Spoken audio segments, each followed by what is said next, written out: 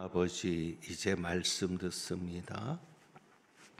온전히 성령께서만 주장하여 주옵소서. 우리 주님 예수 그리스도의 이름으로 기도합니다. 아멘.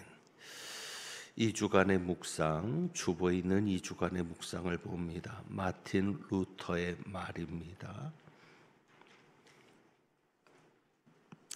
우리 같이 읽겠습니다. 죄는 당신이 짊어지거나 하나님의 어린 양 그리스도께서 지시거나 둘 중 하나다.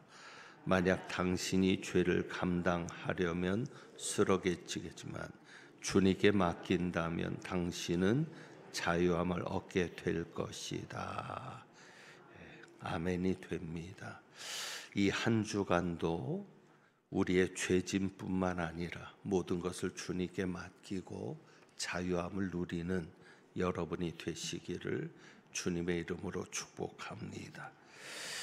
20절 말씀에 보면 노아가 120년 동안 방주를 지었고 그리고 홍수 후에 어떤 일을 하고 살았는지가 나오고 있습니다. 20절에 노아가 농사를 시작하여, 그러니까 노아는 홍수 후에 농사를 짓기 시작했습니다. 그런데 이것은 노아가 역사상 첫 농사꾼이라는 의미는 아닙니다. 아담도 농사를 지었고 무엇보다도 동생을 죽였던 가인도 땅의 소산을 하나님 앞에 잘못 드렸다가 심판을 받게 되었습니다. 그래서 첫 농사 짓는 자는 아니었고 그저 노아가 홍수 후에 농사를 지었다라고 기록하면서 20절에 특별히 포도나무를 심었다라고 말하고 있습니다. 농사를 시작하여 포도나무를 심었더니 그렇게 말을 하니까 포도 농사를 시작한 건가라고 생각할 수 있는데 그것은 아니었을 겁니다. 왜냐하면 농사가 포도나무 농사만 있는 것이 아니고 무엇보다도 포도나무를 가지고는 음식 문제, 먹는 문제를 해결할 수 없다는 겁니다. 그렇기 때문에 포도 농사를 지었다는 강조점이 농사와 연관돼서가 아니라 노아는 농사를 짓게 되었는데 홍수 후에 농사를 시작했는데 여러 농사를 짓는 중에 특별히 하나님은 포도나무를 심은 것을 강조하시는 겁니다. 실제로도 아라랏산 주변에는 포도원이 많았다 그렇게 전해집니다. 자, 그렇다면 오늘 말씀의 제목처럼 왜 포도나무를 심었을까? 그리고 왜 성경은 포도나무를 심은 것을 구체적으로 기록하고 있을까라고 생각이 되고, 만약에 노아가 포도나무를 심지 않았다면 오늘 말씀처럼 술에 취해서 실수하고 또 자식의 자식을 저주하는 그런 일은 없었을 것 아닌가라는 생각을 합니다. 우선 이 포도나무는 단순히 포도 열매를 얻기 위해서가 아니라 하나님께서 심게 하신 것을 우리가 생각해야 합니다. 그래서 하나님께서 노아가 포도나무를 심었다는 것을 통해서 우리에게 교훈을 주시고자 하는 뜻이 말씀 속에 있습니다. 그래서 포도나무를 통한 교훈이 무엇인가를 우리가 살피기 전에 먼저 우리 하나님이 어떤 분이신지 9장 1절에서부터 나타난 하나님이 어떤 분이신지를 먼저 정리하고자 합니다. 그래서 9장 1절은 토요일 가정예배 본문이기도 한데 우리가 계속 순서대로 새벽 기도에도 이 말씀을 묵상하는데 토요일 말씀인 9장 1절을 통해서 우리 하나님은 어떤 하나님이신가 이것을 먼저 정리하는데 여러분이 마음속에 새겨 주셔야 될 것이 있습니다. 그것은 우리 하나님은 복주기를 원하시는 하나님이십니다. 여러분이 이것을 본문 속에서 분명하게 보셔야 합니다. 우리 하나님은 가장 먼저 무엇보다도 우리에게 복주기를 원하시는 하나님이시다. 그것은 다르게 말하면 우리 하나님이 우리에게 가장 원하는 것이 무엇입니까? 복을 받는 일입니다.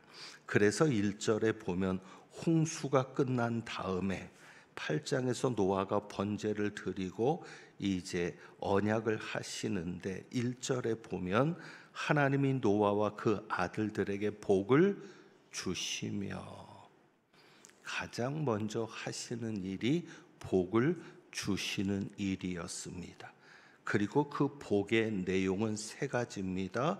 그들에게 이르시되 생육하고 번성하여 땅에 충만하라. 그러니까 하나님께서 주시기를 원하시는 복은 세 가지입니다. 생육, 번성, 충만. 생번충. 벌레 이름 같지만 여러분이 이 세 가지를 꼭 기억하시기를 바랍니다. 생육, 번성, 충만. 그런데 여러분 이 말씀이 어디서 본 말씀 같지 않으세요? 이 복은 하나님께서 사람을 만드셨을 때도 주셨던 복입니다. 창세기 1장 28절에 이렇게 말씀하시죠. 하나님이 그들에게 복을 주시며 인간을 만드시고 가장 먼저 하신 게 명령이 아닙니다.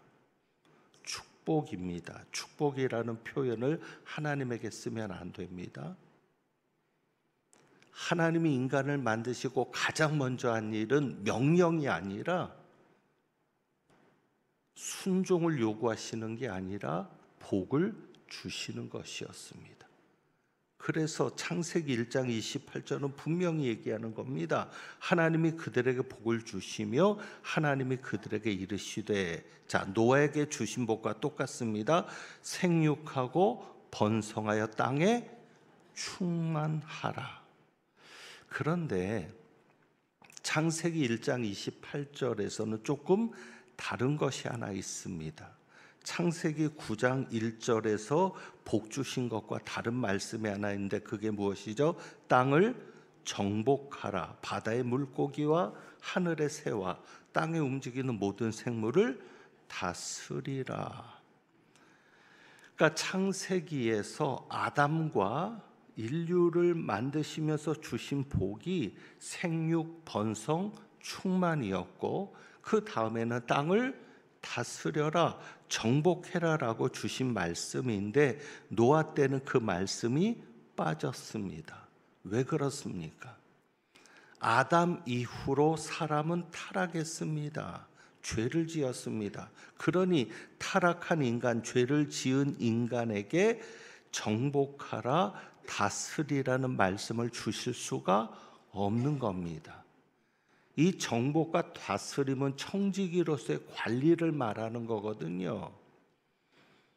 그러니까 노아는 이미 타락한 인간입니다. 그가 의인이었지만 그 이후에 주어지는 모든 인류에게 주시는 것은 타락한 인간에게 주시는 것이니까 그들에게 정복하라, 다스리라는 말씀을 하실 수 없었고, 그리고 또 한 가지 변화가 뭐냐면 아담 이후로 자 2절에 보세요. 땅의 모든 짐승과 창세기 9장 2절입니다. 공중의 모든 새와 땅에 기는 모든 것과 바다의 모든 물고기가 너희를 두려워하며, 그러니까 정복하라, 다스리라는 말씀 대신에 노아와 그 아들들에게는 이런 말씀을 하신 겁니다. 그들이 너희를 두려워하며 너희를 무서워하겠다. 그러니까 타락한 인간, 홍수로 심판받은 인간, 그리고 그 이후에 인간들에게는 자연과 공생관계가 되는 게 아니라 자연이 인간을 대적하는, 짐승들이 인간과 맞서는, 그래서 먹고 먹히는 관계가 되는 것을 말씀하시는 겁니다. 그래서 그들이 너희를 두려워할 거다, 너희를 무서워할 거다. 그러니까 정복과 다스림을 말씀하실 수 없는 것이 여기에 있는 것이고요. 자, 그런데 우리가 보는 것은 이겁니다. 우리 하나님은 무엇보다도 복 주시는 하나님이십니다. 그 복은 뭐라고요? 생육, 번성, 충만. 그 복을 하나님이 오늘 우리에게도 주기를 원하시는 겁니다. 변함없으신 하나님은 우리가 그 복을 받기를 원하는 겁니다. 생육은 뭐냐? 열매가 있게 하는 것입니다. 여러분의 수고가 절대 헛된 수고가 되지 않게 하시는 하나님. 그리고 번성은 뭐예요? 그 열매가 많아지게 되는 겁니다. 열매가 있는데 그 열매를 많아지게 하시는 하나님. 그리고 충만은 뭐예요? 그 열매가 가득 차게 하시는 하나님. 우리 하나님은 우리에게 이와 같은 복을 주시기를 원하고 여러분은 그 복을 받아야 합니다. 그래서 기대하십시오. 어떤 상황에도 생육, 번성, 충만이 하나님이 우리에게 주시는 뜻이다. 그리고 하나님께서 우리에게 이렇게 복을 주시려고 할 때 어느 때는 실패한 것처럼 보일 수 있습니다.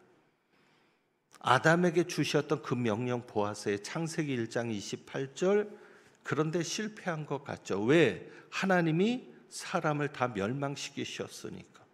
생육하고 번성하고 충만하라고 명령했던 그 인간을 홍수로 멸망시키셨으니까. 그러나 하나님은 포기하지 않으시는 겁니다. 왜? 노아와 세 아들을 통해 다시 약속하신 겁니다. 그래서 결론이 어떻게 됐어요? 결국 하나님의 말씀대로, 하나님의 약속대로 이루어진 거죠. 그래서 19절을 볼까요? 19절. 이 말씀이 기록되어 있어요. 9장 19절. 노아의 이 세 아들로부터 사람들이 어떻게 되니라? 온 땅에 퍼지니라. 이 말씀을 왜 하십니까? 하나님께서 노아와 그 아들들에게 복 주셨다는 거잖아요. 생육하고 번성하여 땅에 충만하라. 그러니까 말씀대로 하나님이 복 주신 대로 그들이 어떤 인간이들인지 그거는 상관하지 않고 어떤 결과가 이루어집니까? 그들이 온 땅에 퍼지게 되는 것이죠. 무엇처럼? 하나님이 말씀하신 것처럼. 그래서 노아를 통해서 여러분 두 가지를 기억하십시오. 하나는 우리 하나님은 어떤 하나님? 누구보다도 복 주기를 원하시는 하나님. 여러분에게 명령을 하고 그 명령을 순종해야 복을 받는 게 아니라 기본적으로 우리 하나님의 마음은 여러분이 복 받기를 원하시는 거죠. 심지어는 어떤 명령을 하더라도 그 명령은 여러분을 조종하기 위한 명령이 아니라 복 주시고자 하는 명령. 그러니까 여러분이 기억해야 될 것은 우리 하나님은 어떤 하나님이시다. 누구보다도 우리가 복 받기를 원하시는 하나님이시다. 그리고 그 하나님이 주시는 복이 뭐요? 생육, 번성, 충만인데 우리 하나님은 반드시 자기가 복을 주고자 하는 것은 반드시 이루신다. 아담을 통해서 주신 복이 실패한 것 같지만 결국 노아를 통해서 다시 하나님은 시작하신다. 홍수가 있었지만 이 또한 지나가리라. 그것이 지나고 난 후에는 또 다른 하나님의 복의 약속이 주어진다는 것을 여러분들이 기억하시기를 원합니다. 그래서 포도나무가 그런 겁니다. 우리 하나님은 말씀하신 것을 반드시 이루시는 하나님인 것을 보여주는 게 포도나무입니다. 자, 이제 왜 노아가 포도나무를 심게 되었는지 살펴보죠. 성경에서 포도주는 특별한 음료입니다. 포도나무는 포도즙을 얻기 위해서 재배하는 나무잖아요. 이스라엘이 얻은 가나안 땅에는 우리가 아는 대로 포도주가 음료를 대신합니다. 물이 귀한 지역에서는. 그러니까 술이 아닙니다. 자, 그런데 신명기를 보면은 좀 특이한 것이 있습니다. 신명기 29장 6절에서는 그냥 간단하게만 말씀드립니다. 광야에서는 포도나무나 포도주나 독주를 마시지 못하게 하십니다. 광야에 있는 동안에는 포도주를 금하시는 거예요. 그게 신명기 29장이고요. 그리고 신명기 11장 4절에서는 약속의 땅에서는 이렇게 말씀합니다. 이른 비 늦은 비를 적당한 때에 내리셔서 너희가 곡식과 포도주와 기름을 얻을 것이라. 약속의 땅에서는 이른 비 늦은 비를 통해 가장 먼저 언급되는 게 뭐냐면 너희가 곡식과 포도주와 기름을 얻을 것이다. 특별히 포도주를 말씀합니다. 그러니까 광야 기간 동안에는 포도주를 금지하시는 거예요. 먹지 말아라. 포도주나 독주를 먹지 말아라. 그리고 너희가 가나안 땅에 도착했을 때는 내가 너희에게 비를 내려서 포도주를 얻게 할 거다. 그리고 신명기 14장 23절에는 그의 이름을 두시려고 택하신 곳에서 포도주를 먹는 것이 허락이 됩니다. 그러니까 이 구절을 보면 포도주는 광야에서 금지되었는데 가나안에서는 허락된 음료입니다. 이것이 무엇을 말합니까? 하나님의 약속이 성취된 후에 마시는 것이 무엇이다? 포도주다. 그래서 예수님도 십자가에서 포도주를 마시면서 뭐라고 하셔서요? 다 이루었다 하시고 가시잖아요. 그러니까 하나님의 약속이 성취된 것을 기념하는, 그리고 감사하는, 그것을 누리는 그 은혜가 포도주로 나타나는 겁니다. 그래서 가나 혼인잔치에서 물을 포도주로 만드는 기적이 예수님의 첫 번째 기적이죠. 그것도 의미가 있는 거예요. 왜 예수님의 첫 번째 기적이 병자를 고치거나 귀신을 쫓아내는 게 아니라 물로 포도주를 만드는 것이었을까? 왜? 이스라엘에서는 포도주가 하나님의 특별한 약속의 음료라는 거거든요. 어느 때는 이스라엘을 포도나무로 비유하기도 하고요. 자, 어쨌거나 최후의 만찬에서도 이것이 분명히 드러나는데 예수님께서 제자들에게 뭐라고 말씀하셨어요?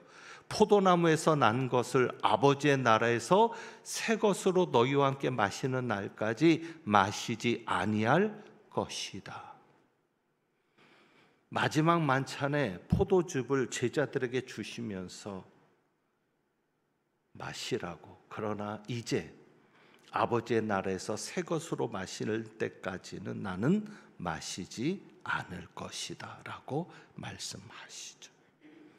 그래서 두 가지입니다. 포도즙은 하나님의 언약이 성취되었을 때 마시는 겁니다. 그러니까 포도즙을 마신다는 것은 하나님의 약속이 이루어졌음을 인정하는 것이고 기뻐하는 겁니다. 그리고 안식이 주어졌을 때, 하나님의 약속의 성취는 뭐야? 안식이거든요. 아버지의 나라에서 새 것으로 마시는 게 뭐니까 영원한 안식이 주어졌을 때 마시는 거죠. 그래서 포도주는 종말론적인 음료이기도 합니다. 하나님의 약속이 성취되었을 때, 특별히 그 약속 중에 하나님의 안식이 우리에게 주어졌을 때 마시는 음료가 포도즙입니다. 그래서 노아라는 이름의 뜻도 뭐가 있어요? 안식이라는 의미가 있어요. 안식. 노아라는 이름의 의미가 안식이라는 말에서 나왔습니다. 결국 하나님은 우리의 안식을 반드시 성취하신다. 이 세상에 공고한 일이 많고 참 쉬는 날 없었구나. 그런데 우리에게 있어서 영원한 안식이 약속되어 있고, 그 영원한 안식이 이루어졌을 때 우리는 주님과 함께 포도즙을 즐기게 되는 것이죠. 그러니까 우리 하나님은 여러분에게 안식을 주기 위해서 일하시고 그 안식을 반드시 성취하시는 겁니다. 자, 보세요. 노아 때의 포도나무, 모세 때의 포도주를 얘기하죠. 그리고 예수님도 포도즙을 가지고 만찬하면서 아버지의 나라를 말씀하죠. 그러니까 이 성경이 수천 년 동안 기록된 겁니다. 이 수천 년 동안 기록된 이 말씀이 어떻게 포도나무라고 하는 하나의 맥을 가지고 이어져 가느냐. 이 말씀이 무엇이기 때문에? 하나님의 말씀이기 때문에. 그러니까 우리 하나님의 계획은 우리처럼 즉흥적인 계획이 아니에요.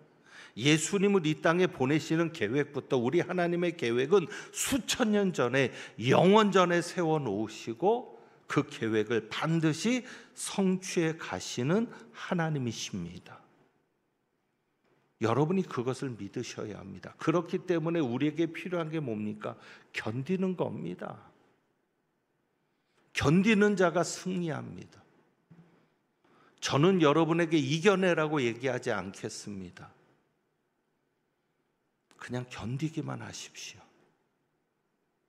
견디기만 하십시오. 왜? 우리 하나님은 반드시 자신이 약속한 것을, 자신이 복주기로 작정한 것을 성취하시는 하나님이시기 때문입니다. 이기는 것은 내가 이기는 게 아니라 누가 이기게 하시는 겁니까? 하나님이 하십니다. 주님께서 하실 테니까 여러분이 끝까지 견디기만 하십시오.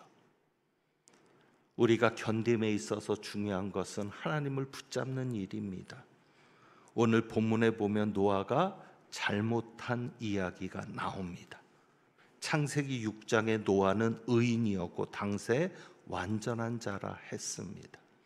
그런데도 실수할 수 있고 넘어질 수 있습니다.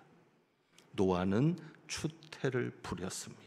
이른 그대로 안식을 얻은 후에 안식의 음료인 포도주를 통해서 오히려 술에 취해 추태를 부리고 자기를 희롱한 아들의 아들 손자죠. 손자에게 저주를 내립니다.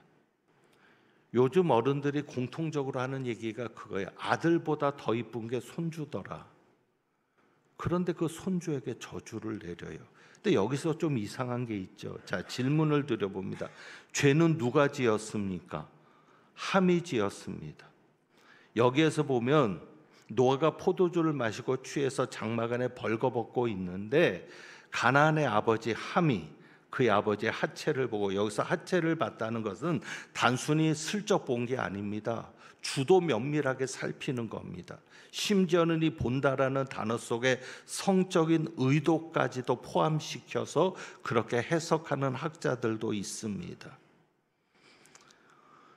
그러니까 우리가 볼 때는 관음증 같은 그런 의도일 수 있는데 어쨌거나 이런 죄로 인해서 함이 저주를 받게 되는, 잘못은 누가 했어요? 함이 했어요. 그리고 그 아비의 허물을 셈과 야벳처럼 덮은 게 아니라 드러낸 거죠.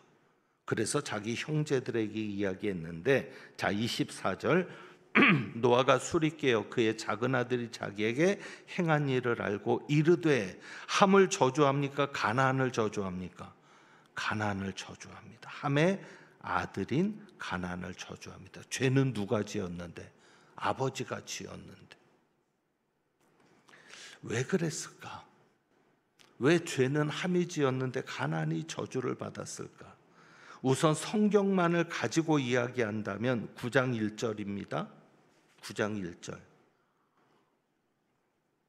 하나님이 노아와 그 아들들에게 복을 주시며 그들에게 이르시되, 자 9장 1절에 하나님이 복을 주셨어요. 누구에게? 노아와 그 아들들. 그러니까 그 아들들은 누구예요? 셈, 함, 야벳.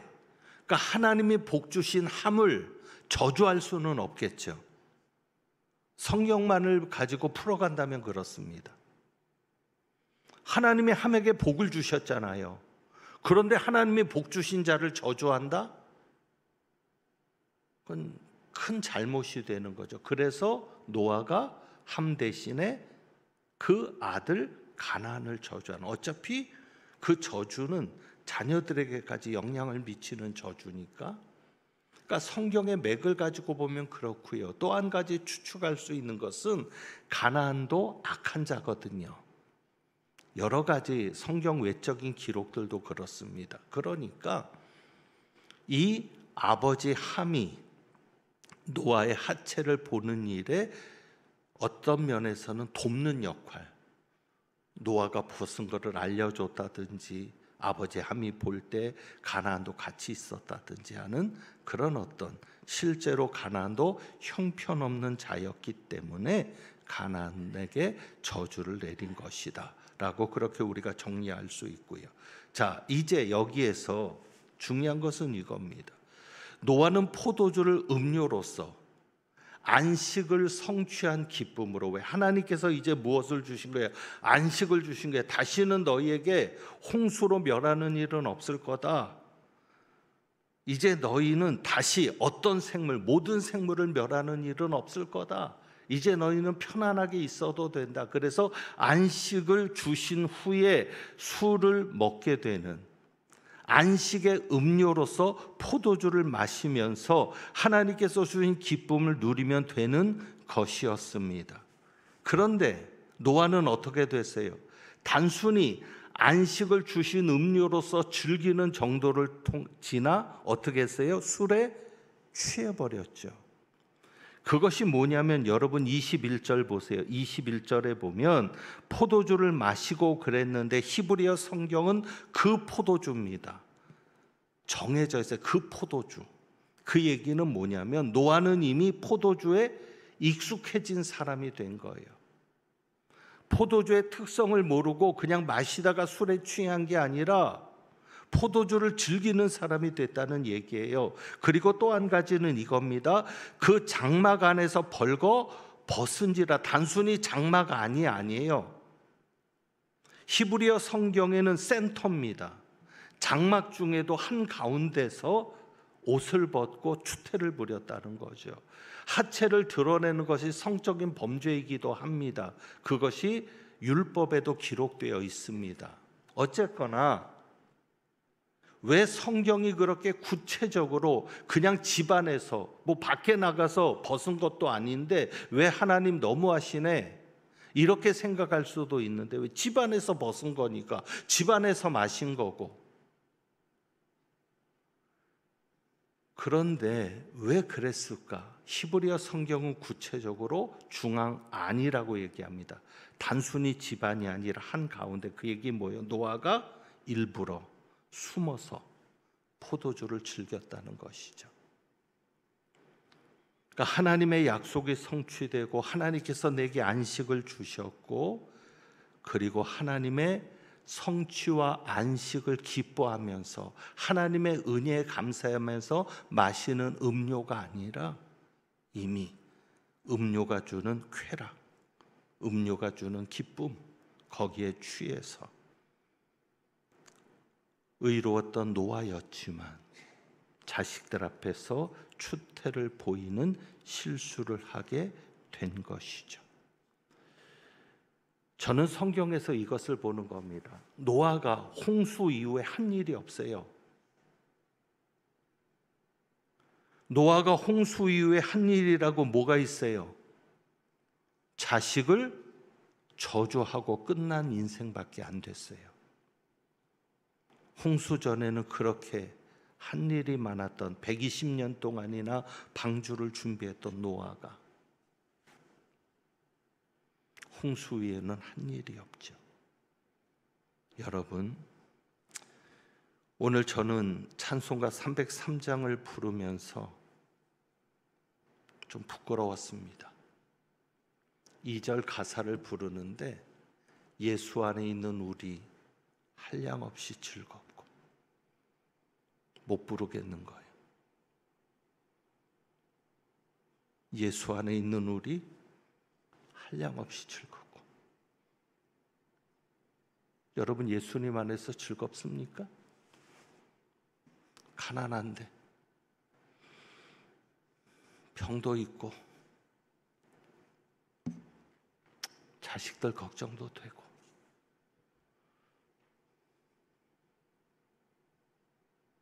그러고 보니까 예배 때마다 거짓말을 하고 있는 거예요. 하나님 앞에.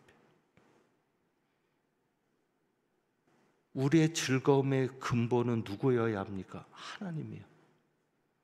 하나님만 있으면 된다고 했잖아요. 하나님만이 나의 즐거움이라고 했잖아요. 그런데 노아는 하나님이 즐거움이 아니라 이제는 하나님이 주는 포도주가 즐거움이 된 거죠. 여러분 그렇게 살지 않습니까? 하나님이 여러분에게 복을 주셨는데 복 주시는 하나님이 소중한 게 아니라 하나님이 주신 복을 즐기는 게 소중해져 버렸어요. 아버지가 선물을 가지고 들어왔는데 이 자식이 선물을 준 아버지를 소중하게 여기는 게 아니라 아버지는 안중에도 없어요. 선물 가지고 자기 방에 들어가서 선물을 풀어보고는 그냥 그 선물과 즐기는 거예요. 아버지에겐 대화 한마디 없고요. 그것이 우리의 모습 아닙니까? 창세기 6장 8절 9절 한번 보고 마치죠. 창세기 6장 8절에 그러나 노아는 여호와께 은혜를 입었더라. 그러나 노아는, 우리가 지난번에 말씀했죠. 그리고 9절에 이렇게 말합니다. 이것이 노아의 족본이라. 노아는 의인이요 당대의 완전한 자라. 그는 하나님과 동행하였으며. 여러분 하나님께 은혜를 입는 비결이 뭐예요? 하나님과 동행할 때. 하나님이 주시는 복에 마음 뺏기지 마세요. 하나님이 여러분에게 어떤 복을 주실지, 생육, 번성, 충만, 그래도 생육하고 번성하고 충만한 것에 마음 뺏기지 말고 하나님에게 마음을 두세요. 하나님과 변함없이 동행해 가시고요. 하나님이 여러분의 즐거움이 되시고, 포도주를 마실 때 즐거움 쾌락이 아닌 하나님과 함께할 때의 기쁨과 즐거움을 가지고 여러분이 견디고 나가시면 여러분에게 복 주시는 하나님, 또 여러분에게 약속하신 것은 반드시 성취하시는 하나님을 여러분은 만나게 될 줄 믿습니다. 그래서 우리가 오늘 이 찬양 드려봅니다. 예수 늘 함께 하시네. 이 또한 지나갈 겁니다. 우리에게 중요한 것은 믿음의 눈을 들어 주님을 바라보는 겁니다. 그럴 때 주님의 뜻도 알게 될 것인데, 우리 한번 같이 찬양하겠습니다.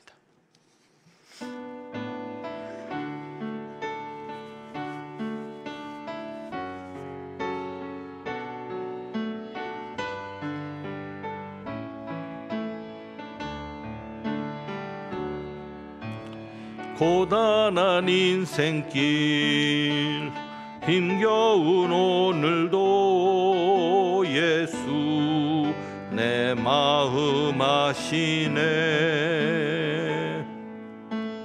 지나간 아픔도 마주할 세상도 예수 내 마음 아시네. 다시 한번 합니다. 고단한 인생길, 고단한 인생길 힘겨운 오늘도 예수 내 마음 아시네. 지나간 아픔도 마주할 세상도 예수 내 마음 아시네. 믿음의 눈 들어 주를 보리. 이 또한 지나가리라. 주어진 내 삶의 시간 속에 주의 뜻 알게 하소서. 하루를 살아도 기쁨으로 가리. 예수 늘 함께 하시네. 후회도 염려도 온전히 맡기리. 예수 늘 함께 하시네. 믿음의 눈 들어 주를 보리. 이 또한 지나가리라. 주어진 내 삶의 시간 속에 주의 뜻 알게 하. 믿음의 눈 들어 주를 보리. 이 또한 지나가리라. 주어진 내 삶의 시간 속에 주의 뜻 알게 하소서.